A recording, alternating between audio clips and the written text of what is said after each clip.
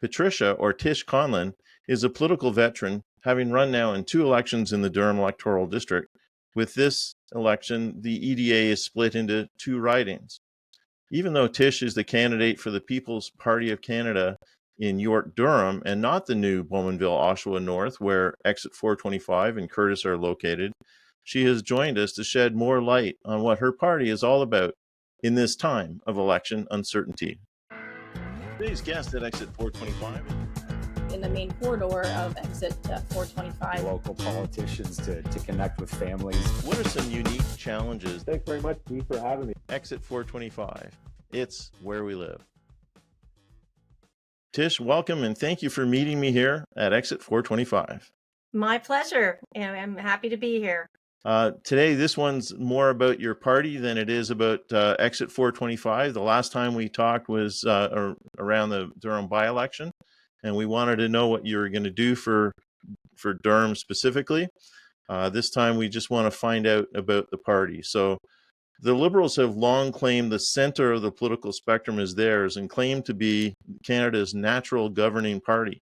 Why do we need a party like the People's Party of Canada?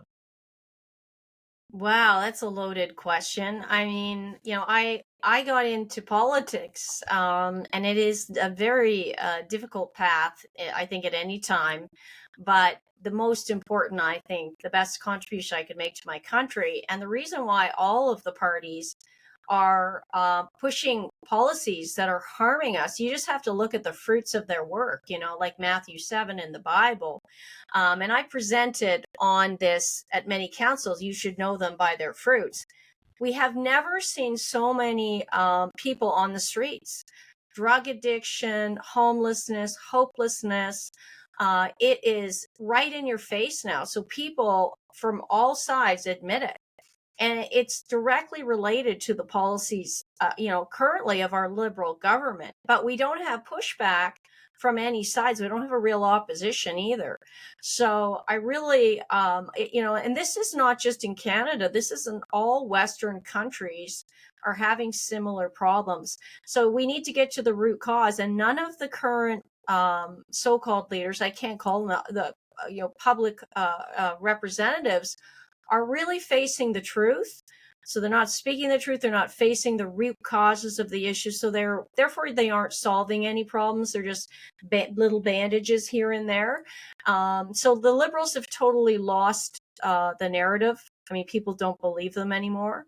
And the Conservatives as well have so many policies that are the band-aids. They aren't facing the truth. They don't get to the root cause. They don't have the courage to do what's right. That I think in the future we will see the parties that have had the integrity to stand for the people. And I wouldn't call People's Party right or left. I think that's kind of there's a misconception about that. It's just standing for Canada first, for policies that help improve health and the economy, 2 of the big areas that I'm focused on. So would you consider yourselves centrists?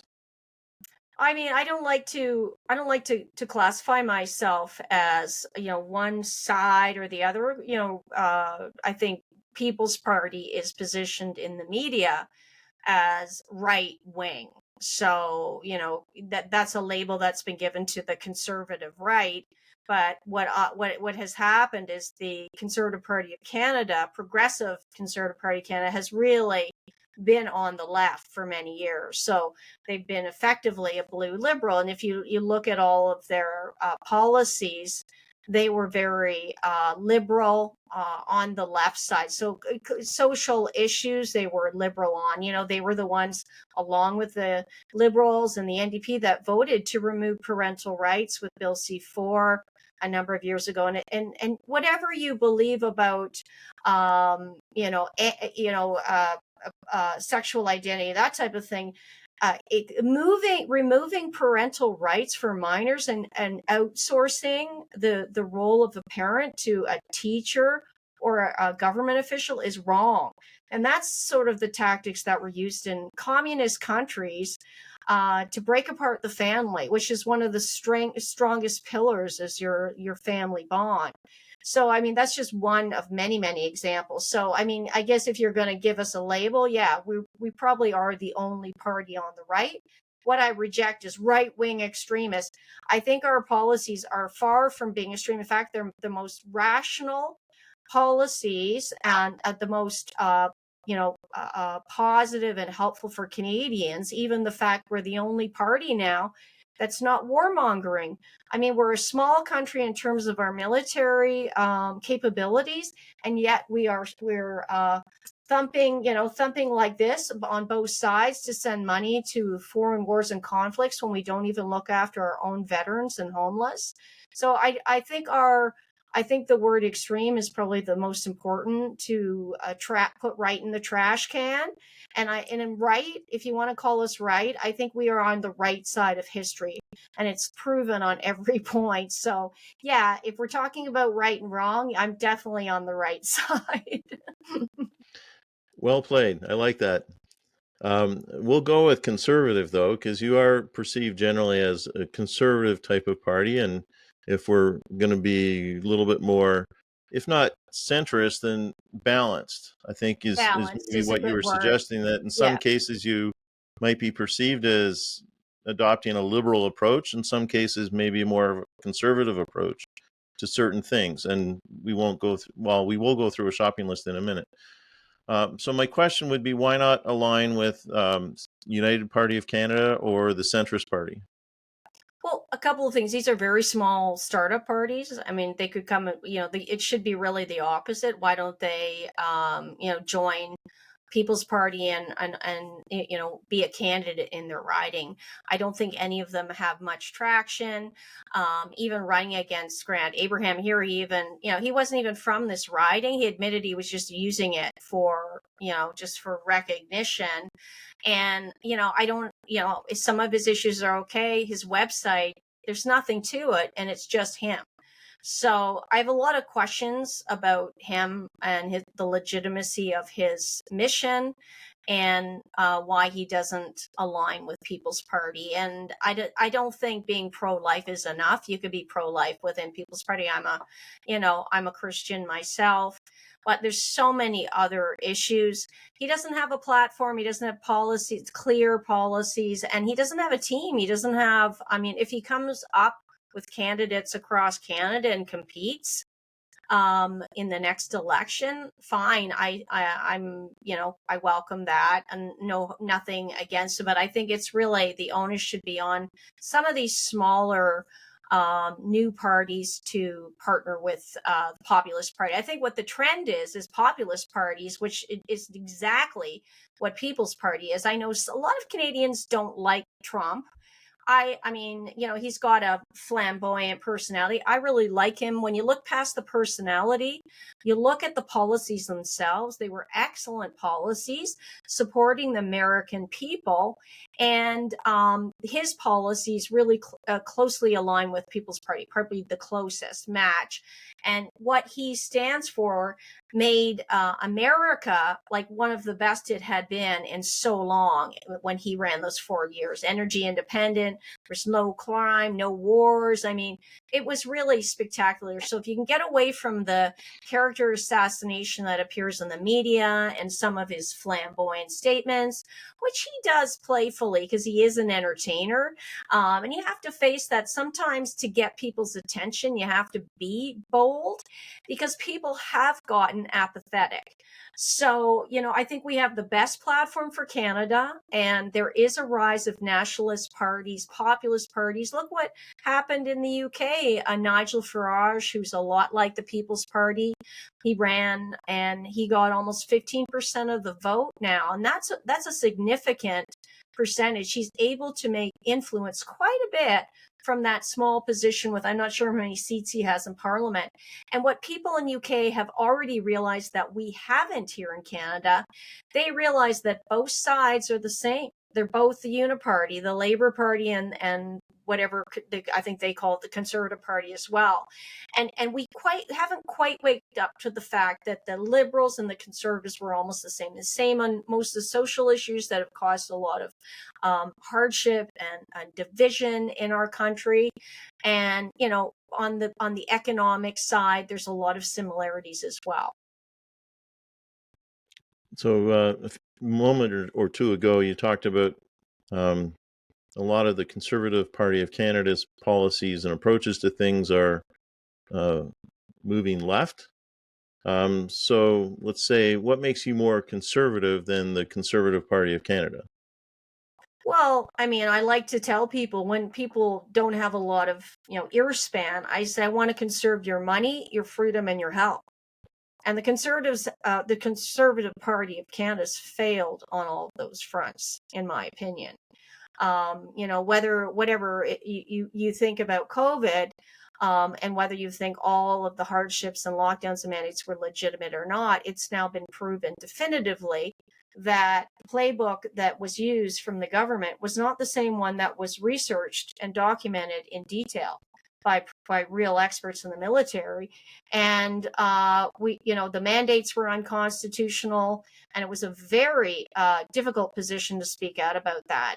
Some people tell me you have to move on from that as a political candidate, but I think until we have accountability, you aren't going to get new leadership. So I think there should be accountability around COVID and many of the things that happened during that time. We still have doctors and nurses that haven't got their jobs back. People fired for not taking an experimental shot, whether you think it's excellent or awful. And that's just not right, because it never provided immunity or stopped transmission. So that's the health. Freedoms, you see our freedoms were being trampled on. People didn't have choice. So there were a lot of things that have gone on. And this goes back even further. I mean, I think our judicial system has been hijacked. And that's probably more the fault of the Liberal Party in the last few years. But the Conservatives did not push back or speak out against gross injustice. We had peaceful protesters at Coots who were imprisoned for almost 2 years, and there was only the People's Party would even talk about it. Whereas now you have kind of violent protests. Look at what's happening with the people from who want independence from Khalistan, who now live in Canada, and some are Canadians, maybe some are landed immigrants. We have disputes around the Middle East, whatever side you take, and they're allowed to play out and get violent in our streets, and that's not right. And our police officers don't feel they can actually even do anything about it. So these are just small examples where the Conservative Party stays silent. And even with money, why are we sending billions to Ukraine? Even if you love Ukraine, I mean, we should be negotiating peace, because we don't want to lose lives. Every life is precious. And I value the lives on both sides, Russia and Ukraine. And we should be working where we used to in the past as a peacekeeper.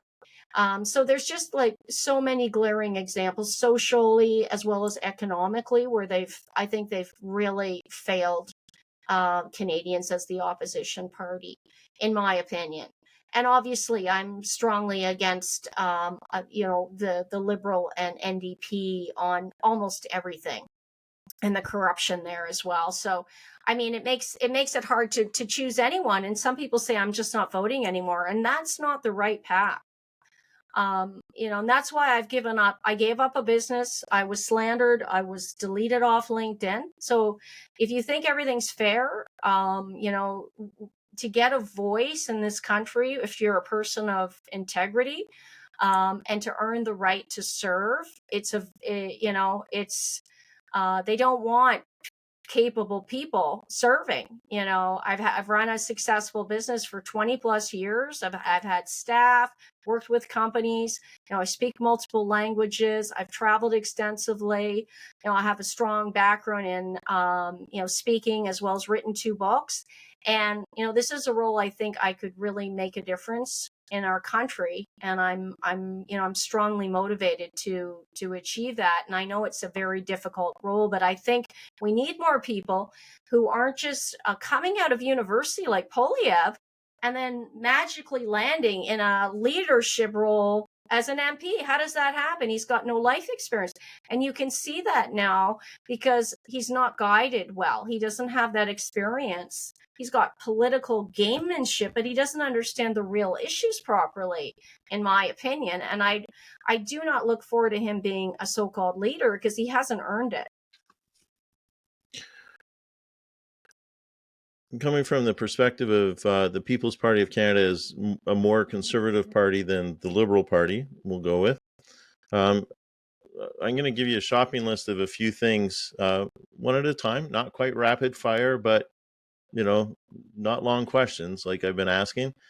So my question is, how do you distinguish yourselves, the People's Party of Canada, on things like, first of all, the economy? Well, if you look at the platform, that's one thing. The Conservatives don't even really lay out their platform, and I'm not going to go through all of the platform issues, but it's right there, peoplespartyofcanada.ca, and it hasn't changed for years. So we take a strong approach to balancing the budget, reducing the spending, stopping some of the cartels that are making things unaffordable.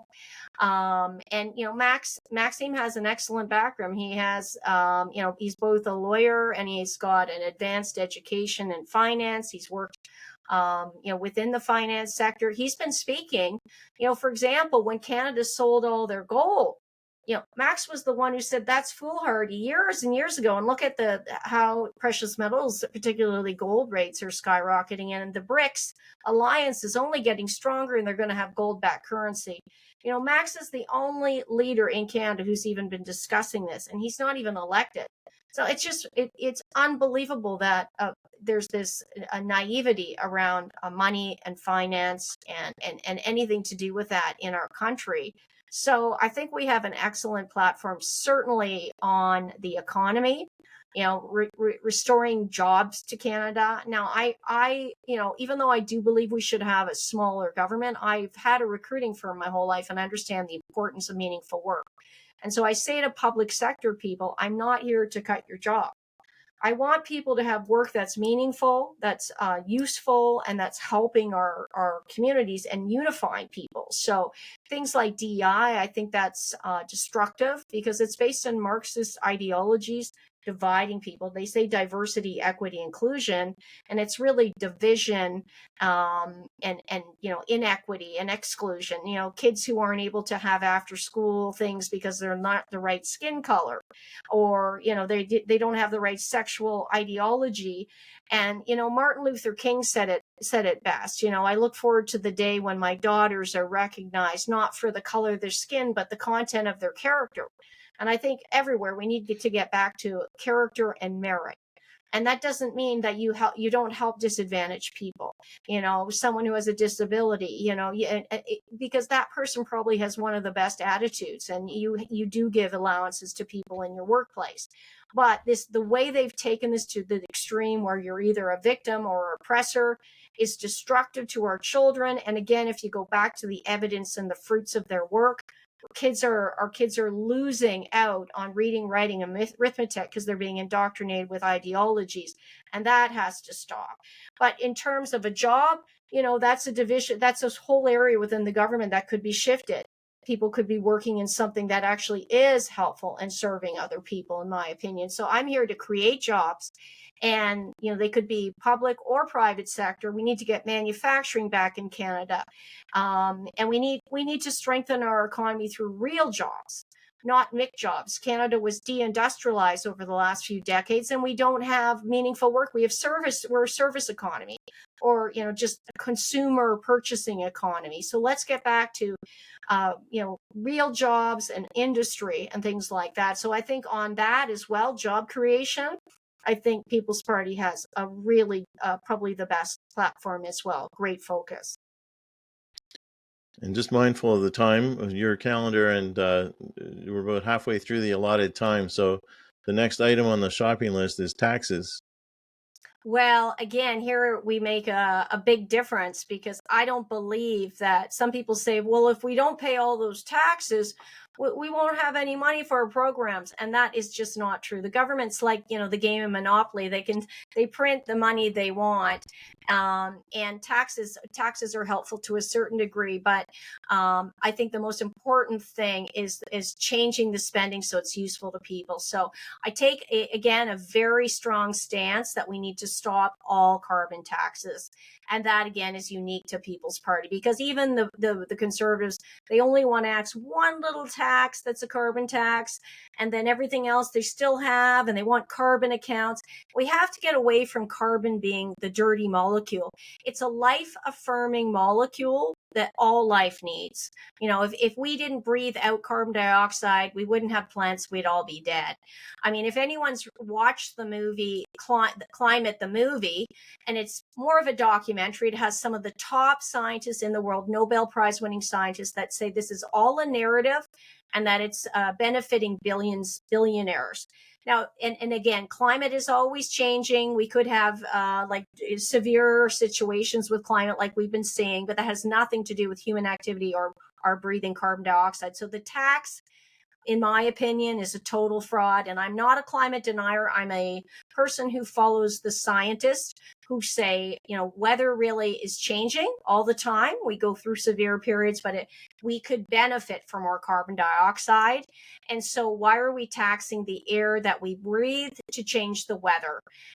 So we take the strongest stand. That removal of tax will benefit all Canadians. And what we really should focus on instead is cleaning up our air, soil, and water. Recently in the States, now I'm a holistic nutritionist. I have a lot of background in human health and alternative health, and also just practical things about the poisoning going on. But they've identified in a federal court that fluoride is harmful to the health and is too much of a risk, shouldn't be in water, and it lowers IQ. So that's something in Canada we could do is it's take it out of our water, because it's serving a negative purpose. So that's, for people who say we've got to tackle some of these issues around health, there you go. That's something real. But the weather, changing the weather because we're taxing the air we breathe, is not going to solve any problems, in my opinion. And lowering taxes will help millions and millions of struggling Canadians. Healthcare. Oh, geez, how much time do we have? I don't know how far I can go in health. Healthcare needs massive overhaul. When you have a system where the medical system benefits only if you're ill, you can just imagine the corruption that sinks in.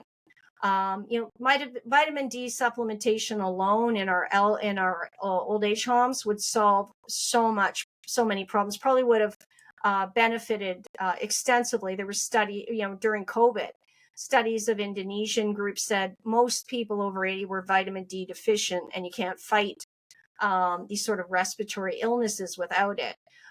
Our hospitals are basically big pharma pushers, and the doctors are trained not really on holistic care, but on which pill mask which symptoms. And again, I think the big issue is root causes. People aren't getting down to the root causes.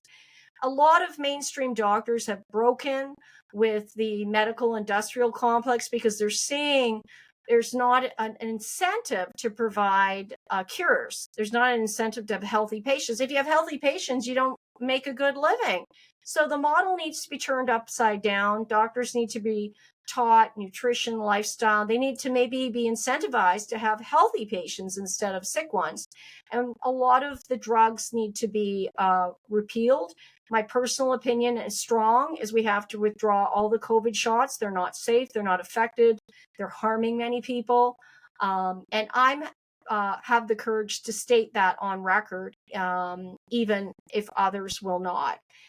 So yeah, we need an overhaul, but I'm very optimistic because a lot of people are waking up to the deep corruption in healthcare and are forging with courage a new path. So I think the future looks bright for healthcare if, again, we have the courage to elect new leaders and put trust in the people who sacrificed during COVID, because they want a better path for Canada as well. So I'm optimistic long term. Immigration? Immigration. Okay. So the People's Party stand on immigration has been the same for, 5 years at least.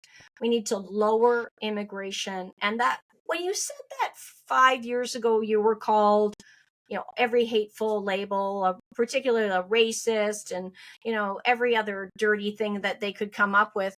The funny thing is, and I do speak a number of languages. I have Jewish friends, Muslim friends, Christian friends, friends of all different skin colors. So it's not, I don't really look at a person for any of those external factors. I have people in the LGBTQ community as well. So for me, it's the person themselves. And when I was campaigning, I'll tell this to your listeners, in that you're riding, and I must have knocked on thousands and thousands of doors.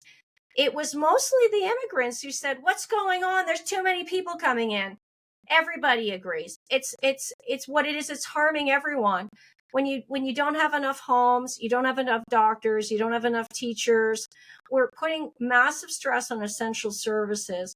We're not screening properly as well. It's not kind to let a refugee in and give them all this money while you let a struggling Canadian family go on the street or go hungry because they can't feed their children.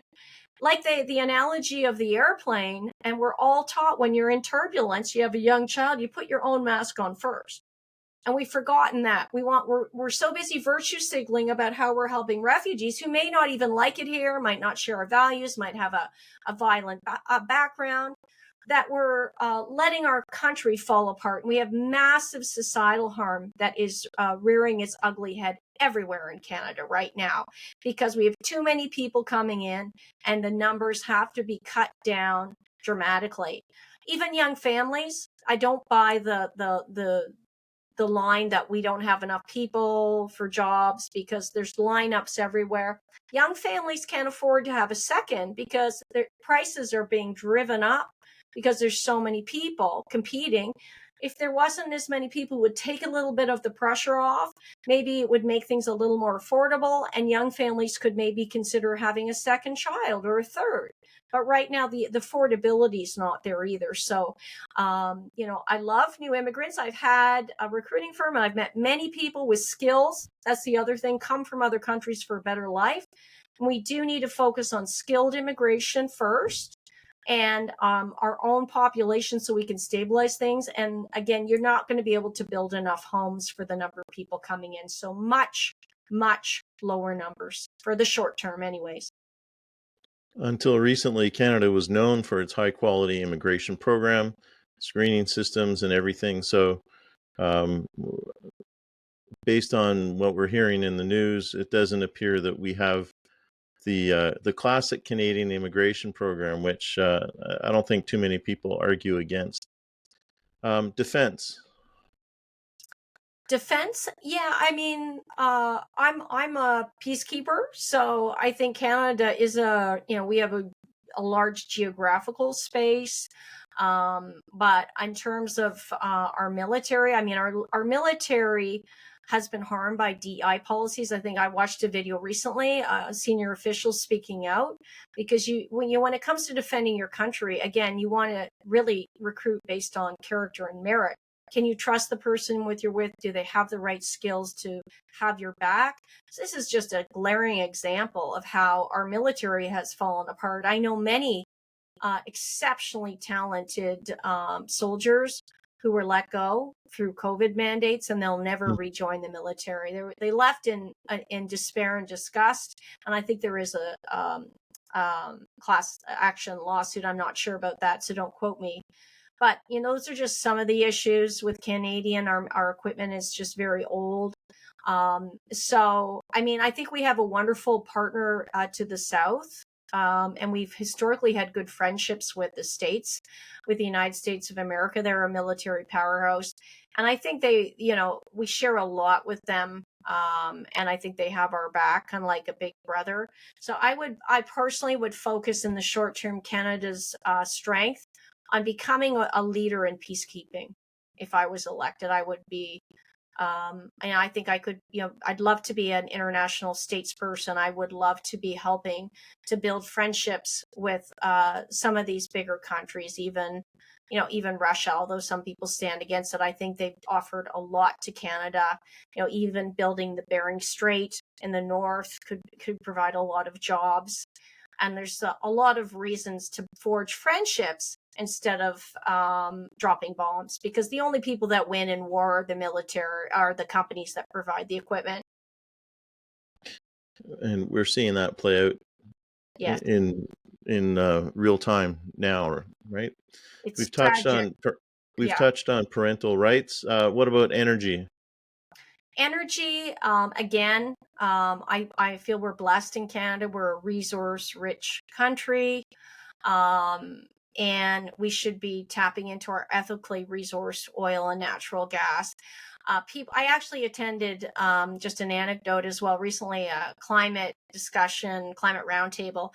And when people see me often, there's this, oh no, because I love to push back. Because when people are going down one path and I feel like it's going off a cliff, I feel duty bound to get in there and speak out. And I have no ego about it. So if people don't like it, that's fine. And I'll have a pleasant conversation. Everyone says, I love talking to you, even though I don't agree with you. And I don't like what you're saying, but I can always leave them with a smile. But yeah, moving down this electrification of the grid is just, again, so ridiculous and foolhardy. Imagine the grid going down. We'd be stuck.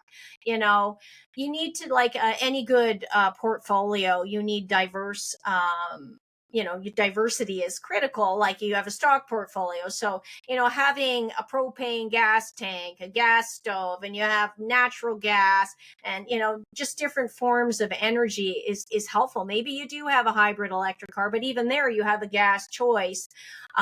So I'm opposed to going down this green energy path. There's a lot of fraud in it, and a lot of data is not accurate. And we're still using oil and gas. So let's, instead of getting our oil from Saudi Arabia or wherever else, let's get our oil from our own country, for goodness sakes.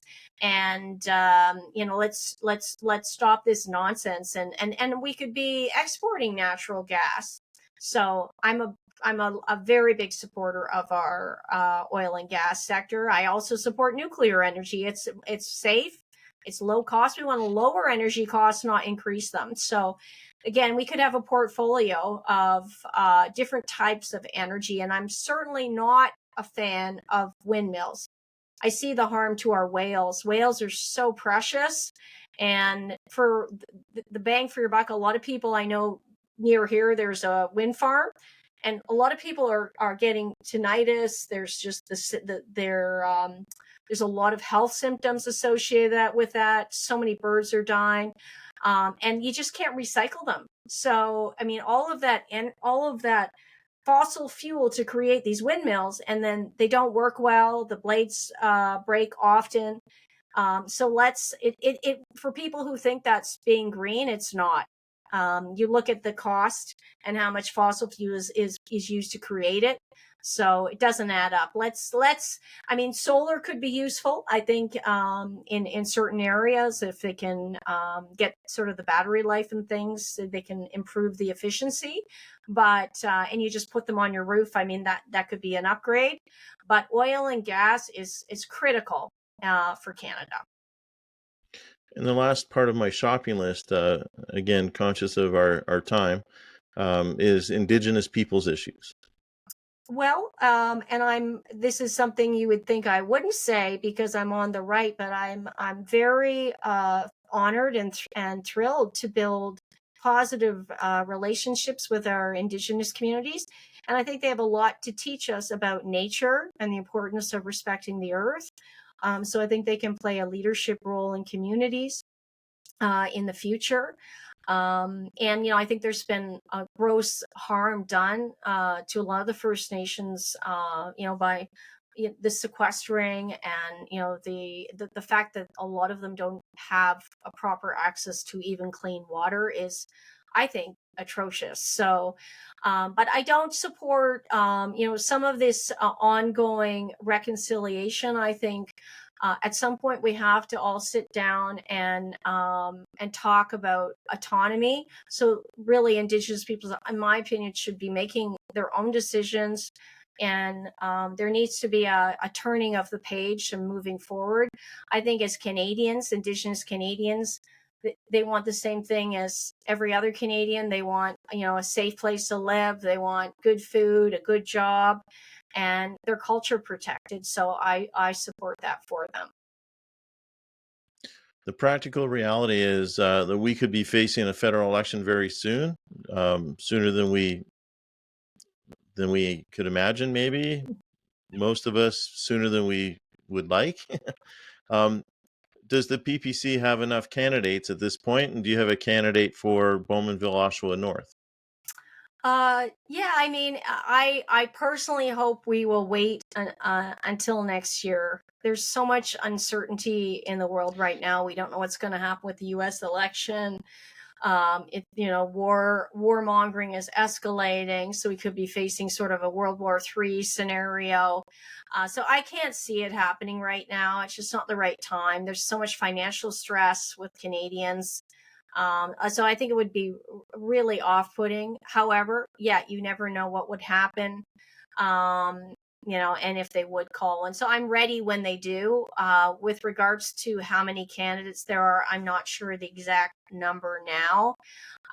It's really stepping in and building your career, getting to know people for the long term. And I think as people move forward, they're starting to see in Canada more and more that none of the parties that we've been offered are coming up with a candidate or an approach that Canadians want. So I think there is an opportunity for new parties. It's just a matter of when. And I think the fact that Trudeau is doing such a bad job has made it more difficult for a strong party like People's Party, because he's so bad, and that just have to get Trudeau. We can't split the vote. I've heard that over and over. And what I say to people is, you get what you pay for, in a way. And if you're just voting in a party that never stood up for you, that's not really done better. Rob Ford here in Ontario had the worst lockdowns in the world. He's building on all of our green space. And me, as a lover of nature, and a gardener and person who wants to protect the space, I align with the Green Party maybe there, but and the Conservatives are building over our green spaces too. So if you want to protect your culture and your country, you want to have a better life, you want to be healthier, happier, and have a better economy, you have to start voting for your values. And that means, doesn't mean People's Party, but vote for the candidate that you think would be the voice of your community. Instead of voting for the party, vote for the person. And I think that will be the case in the future, because it will make a difference in Parliament. If we're just voting for the party and it's all milksop, you look at their policies, and the Conservative and the Liberal Party have, on key issues, have almost the same basic policies, a little bit of a different flavor. And so if you want something that's Canada first, you need to vote for your values. And even if, for example, you voted for me and I didn't win, it's a good vote, because you're sending a message to whoever wins that you don't support what they're doing. So if we keep going, oh, well, I'm hedging my bets, I'm swinging from one side of the bird to the other, we're never going to get anything new. And so I think it's time to be brave. I think it's time to vote for new parties and vote for the person that best represents your community, is what I say to people. And I hope that's myself in the next general election. Even if you don't form the government, how will the PPC continue to promote the PPC cause? Well, I just wanted to say to you that the goal, I think, as a first step, is like Nigel Farage, is to get a few people in Parliament. So that's a realistic goal. So, say myself and a few other were elected, you would then have people in Parliament that could not be ignored or censored, that would be holding the Conservatives accountable. And I think that would be the best outcome for Canada, quite frankly. So I think the goal would be in the next election to get a few seats, kind of like Nigel Farage did, and then you would be able to influence in a positive way. And it's actually a win-win, because people who most people tell me, I like your platform better. but I just want to get Trudeau. It's the same thing. So I say vote for your values, vote for the real Conservative Party, not the fake one. And that way, on all the conservative issues, if you want to label it conservative, all the fiscal issues, we would vote with them. But where they broke with Canada First, which they do often, we would hold them accountable and say, no way. So I think it's the best outcome for Canada is to have us in there in a small way, which is realistic. You're not going to form no government, no seats, and then People's Party. That's just, I think that's overstepping. But to get a few people in, like the Reform Party did under Preston Manning as a protest, would be very healthy for our country. And I hope that happens. What do you wish most of all for Canada? I wish, it's funny. I've been a coach for, corporate coach, leadership coach for many, many years. I've been speaking around North America at different conferences, and I used to do facilitated workshops to help people because I have a deep knowledge in health and how to, get your life together, and even economically, how to find a meaningful work. And one of my questions to people is, what's your mission statement? And everyone's like, a mission statement, because what do you stand for when you're at your funeral? Your funeral's here, and what will people say that person did? And so back then I had a very simple mission statement. This is going back maybe a decade and a half or more, is I want to help people live a healthier, happier life. And it remains exactly the same. I'm driven to help Canadians live a healthier, happier life. And that means a lot of that equation includes financial independence. Mm-hmm. So I want to lower your taxes. I want to get you better health care. I want to give you back the decision making with your children. I want to stop some of the harmful divisiveness in the policies and unite our country. I'm a strong, I believe that we stand stronger together. I don't want Alberta or Quebec to separate. It remains exactly the same. And I will be driven for the rest of my life to achieve that. And that means improving economically our outcomes, forging better partnerships around the world and friendships, restoring Canada to a place of respect on the international stage, helping in my community. There's endless projects to do, and I welcome the challenge. I look forward to it. Thank you for meeting me here today at Exit 425.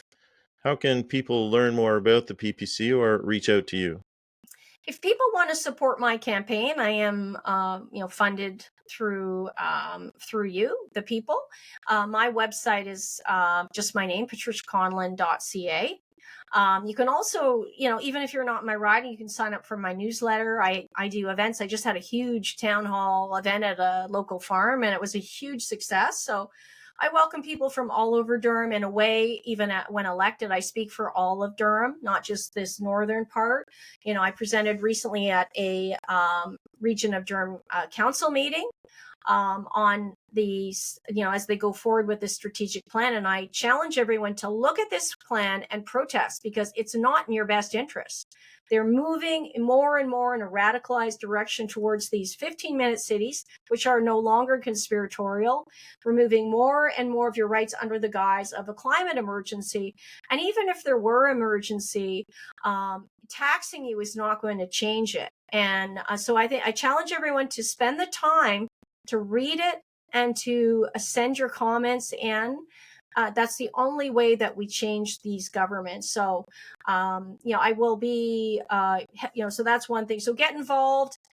Feel free to follow me. Follow me on Twitter as well, because I do speak for everyone in this whole area and for all Canadians.